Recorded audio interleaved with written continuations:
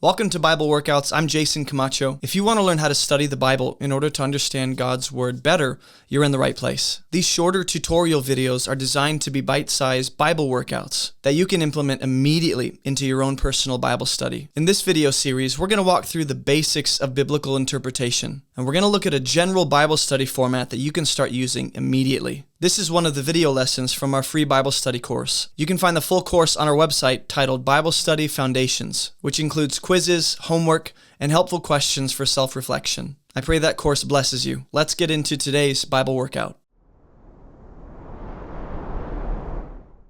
All right, this is the last video here in session number 7, video number 3. So you already know what we're about to do, except we're doing it in a larger and broader way. So we get to do the same thing for the New Testament context of John 15. So we're going to be zooming out even more, make connections with the main point of the entire New Testament. And look, you could do this for the entire Bible. If you want to take the whole story of redemption and connect it, that I want you to begin to see like Scripture is all interwoven together and unified, and it's telling the same essential story. So you can connect key ideas, repeating words, themes, places, phrases, people, all that stuff, not just to the New Testament, but the entire Bible. So we know the main point of John 15, 1 through 17. Jesus' disciples need to abide in him in order to produce good fruit that glorifies God. And this involves continuing in his love by loving others and obeying God's commands as his friends who are secure in his love. So the main point of the New Testament is to reveal Jesus and his finished work as the fulfillment of God's promise to redeem creation and save those who believe in his name. So I want to take each of those different components and see, does John 15, verse 1 through 17, in any way connect to those different components? Or because we should see John's gospel as part of the overall narrative of the New Testament revealing Jesus. So John's gospel is part of that, which means this section is part of that. So let's just take each individual component. Number 1, New Testament is revealing Jesus and his finished work. Number 2, Jesus is the fulfillment of God's promise, and in the Old Testament, primarily to redeem creation. And number 3, Jesus is the fulfillment of God's promise to save those who believe in his name. Okay, so once again, we're going to take each one on its own. Let's take the first one. The New Testament is revealing Jesus and his finished work on the cross and making known how it is that God saves humanity. So the first thing to note is that disciples of Jesus are grafted, to use the language of branches being grafted into the vine. Disciples are grafted into the finished work of salvation through faith. Remember, you are clean by the word I've spoken to you, Jesus says. Disciples of Jesus will abide in his love, which again was displayed through his sacrificial death for them on the cross. Number 3, disciples of Jesus bear good fruit as a result of Jesus' finished work.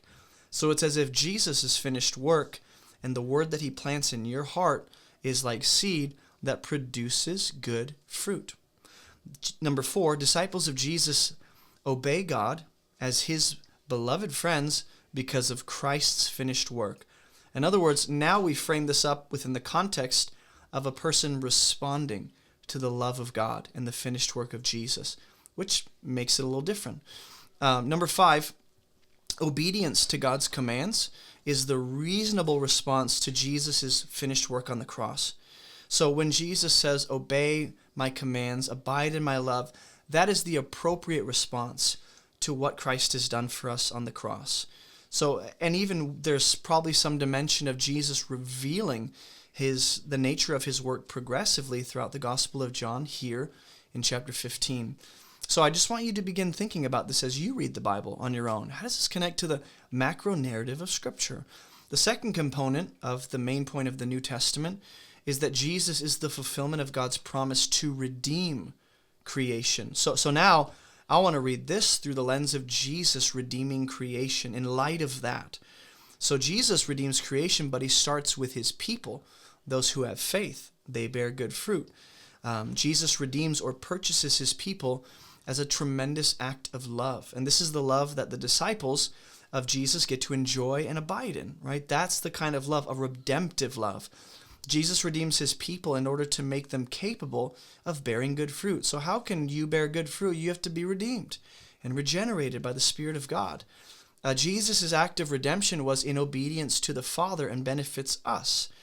And so disciples, as we follow in obedience, we should expect our love for God and obedience to God to benefit other people. Jesus redeems his people so they become secure in his love and obey from that place of security. We are the redeemed ones. We have redemption. And that's how we function as those who are grafted in Christ. You know, God purchased his people through his Son, made an investment, you might say. And he intends to get a return on that investment, and that is what the good fruit is that comes through his people. Not that he's a mob boss, but he's invested something, he's planted seed, you might say, and it will bear good fruit. The last point in the main narrative of the New Testament is that Jesus is the fulfillment of God's promise to save those who believe in his name. So I want to be reading John 15 through that lens of Jesus, or in light of the fact that Jesus saves those who believe in his name. He's the fulfillment of God's promise. You know, God promised in the Old Testament that he would send one to save and redeem humanity, and that those who benefit from God's promises have always been those of faith. How do you be part of God's promise and enjoy the salvation? You have to have faith. We see that faith present in John 15. God's promises in the Old Testament, or rather God's promise, sorry, I lost my place. God promised in the Old Testament that a people would produce good fruits for his glory. So now we view this in light of that. Like, we are, in one sense, the fulfillment of prophecy. What God said would happen has happened. God has always intended to save humanity through his promised one, his seed, Jesus. And now through faith, the people of God can love, obey, and produce good fruit in his name. But it comes through Jesus' salvation. He's the fulfillment. All of John 15, you might say, we should read against in light of what the Old Testament says is coming, right? What God's people are called to do now, abide, obey, love, that was all predicted in the Old Testament.